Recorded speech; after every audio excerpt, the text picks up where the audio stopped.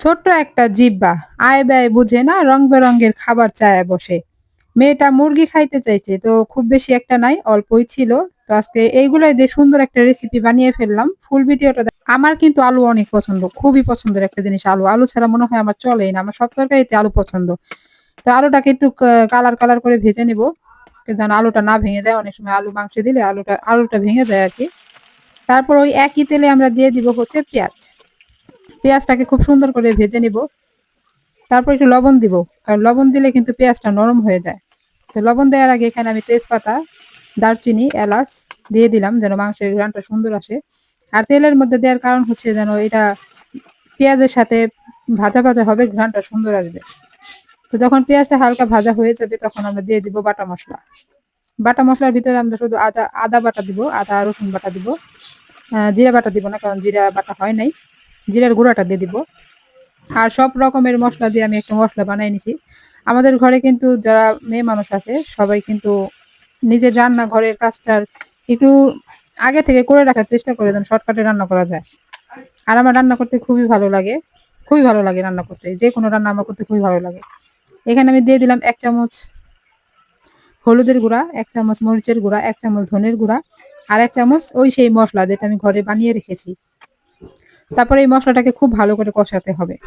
খুব ভালো করে যখন কষানো হয়ে যাবে তখন আমরা দিয়ে দিব মাংসটা। তো এখানে মাংসের থেকে মুরগির পাটাই সবচেয়ে বেশি। যাই হোক, আয় বুঝে ব্যয় করতে হয়। যখন যা আছে, যা নসিবে থাকে, যা সামনে থাকে তাই বিসমিল্লাহ বলে খেয়ে নিতে হয়। আর শুকর আলহামদুলিল্লাহ বলতে হয়। যখন আমরা এটাকে কষাবো তখন কিন্তু আলু ভাজা দিলে চলবে না, আলু কিন্তু গলে ভর্তা হয়ে যাবে।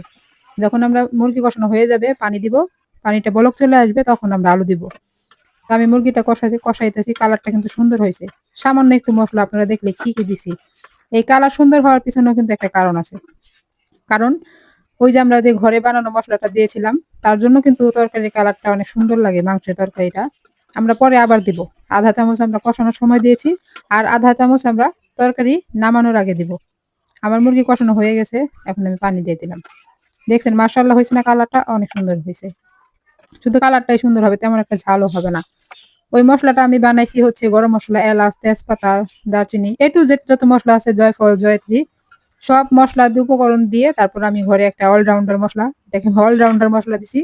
কারণ এটা মাংস বলেন, মাছ বলেন, যেকোনো তরকারিতে দিলে খুবই মজা। কালারটাও সুন্দর আসে, ফ্লেভারটাও সুন্দর আসে। আজকে আমরা রান্না করব হচ্ছে পোলাও। মটরশুঁটি আর গাজর দিয়ে পোলাও রান্না করব। আর আমাদের মুরগিটা হয়ে গেছে। তো তার জন্য পেঁয়াজটা ভেজে নিলাম সবকিছু দিয়ে। পেঁয়াজটা ভাজা হয়ে গেলে এখানে আমি পোলার চাউলটাও দিয়ে দিলাম, সাথে একটু লবণ। অবশ্যই পোলাও রান্না করার সময় হালকা লবণ দেওয়ার চেষ্টা করবেন, তাহলে কিন্তু পোলাওটা খেতে খুবই ভালো লাগে, মজা লাগে। যখন চাউলটা পুরা ভাজা হয়ে যাবে তখন এখানে দিয়ে দিব পানি। আর পানি যখন বলক চলে আসবে, একটু করে শুকিয়ে যাবে, তখন আমরা দিয়ে দিব গাজর আর মটরশুঁটি। গাজর আর মটরশুঁটি দিলে কি হয়, দেখতেও অনেক সুন্দর লাগে আর খেতেও কিন্তু অনেক মজা। সবকিছুর কিন্তু একটা ডেকোরেশন আছে। ডেকোরেশনটা যদি সুন্দর হয়, পরিবেশনটা সুন্দর হয়, দেখতে কিন্তু অন্যরকম গোছালো মনে হয়। তো পরিমাণ মতো পানি দিয়ে বসিয়ে দিলাম। যখন একটু পানি শুকিয়ে যাবে তখন এখানে দিয়ে দিব মটরশুঁটি আর হচ্ছে কুচি করে রাখা গাজর। আশা করি আপনারা ফুল ভিডিওটা দেখছেন। এই পর্যন্ত যারা আমার ভিডিওটা দেখছেন, আমার কথাগুলো শুনছেন, তাদেরকে অসংখ্য ধন্যবাদ। কারণ এই প্ল্যাটফর্মে কাজ করতে আসছি। এখানে যদি একে অপরের ভিডিও না দেখি আমরা কেউ সামনে এগিয়ে যেতে পারবো না। সবাই একই কথা বলে। আসলে একবার যদি কেউ ভাইরাল হয়ে যায় তার ভিডিও কিন্তু সবাই দেখে। আর যে পর্যন্ত ভিডিও ভাইরাল না হয় ওই পর্যন্ত কিন্তু ধৈর্যের পরীক্ষা দিতে হয়। আর Facebook একটা নির্দিষ্ট টাইম দেয় নাই যে ৬ মাস ৭ মাসের মধ্যে সেটআপ দিবে, এরকম কিছু বলে নাই। কেউ বছরের পর বছর কাজ করতেছে, সেটআপের নামে খবর নাই। কিছুই করার নাই। সবই হচ্ছে ধৈর্য। তো এখন আমাদের পানি অনেকটাই শুকিয়ে গেছে। এই পর্যায়ে আমরা দিয়ে দিব হচ্ছে মটরশুঁটি আর গাজর। মটরশুঁটিগুলো আগে থেকে সিদ্ধ করে রাখা। কারণ মটরশুঁটি যদি আপনি ৬ মাস ১ বছরের জন্য রাখতে চান তাহলে হালকা সিদ্ধ করে ডিপ ফ্রিজে রাখতে হয়। আমিও সেটাই করেছি। আমাদের পোলাওটা হয়ে গেছে, এখন যাবো পরিবেশন করতে।